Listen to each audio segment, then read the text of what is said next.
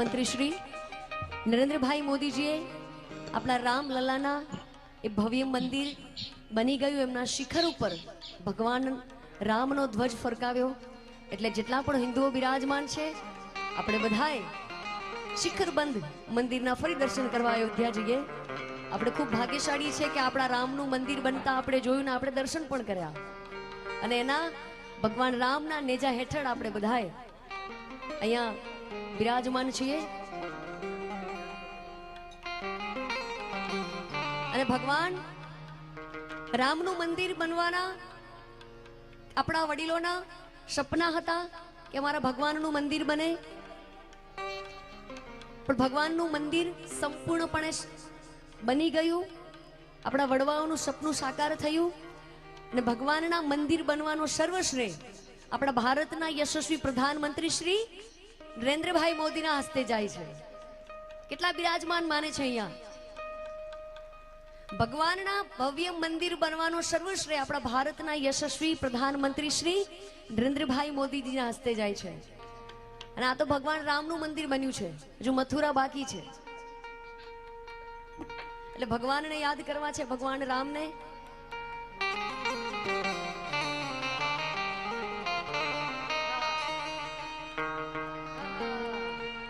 ओ राम आएंगे तो अंगना सजाएंगे, दीप जला के दिवाली हम मनाएंगे। ओ राम आएंगे तो अंगना सजाएंगे, दीप जला के दिवाली हम मनाएंगे। मेरी झोपड़ी के भाग आज खुल जाएंगे,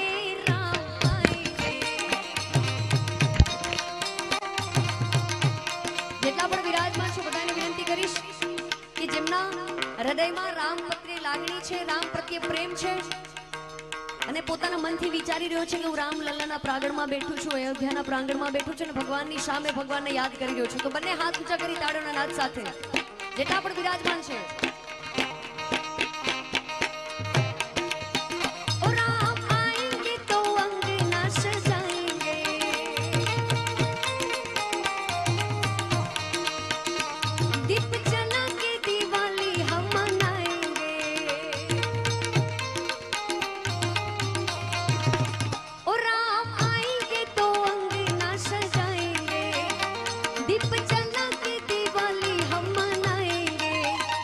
मेरी झोपड़ी के भाग आज खुल जाएंगे, राम आएंगे। श्यावर रामचंद्र भगवान की जय हो।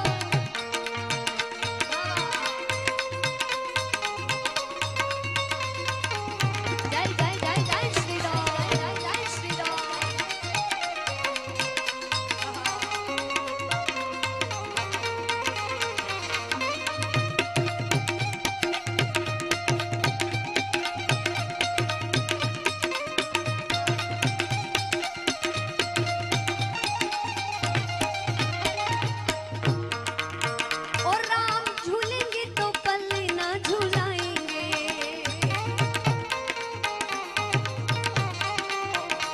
मीठे मीठे हम भजन सुनाएंगे,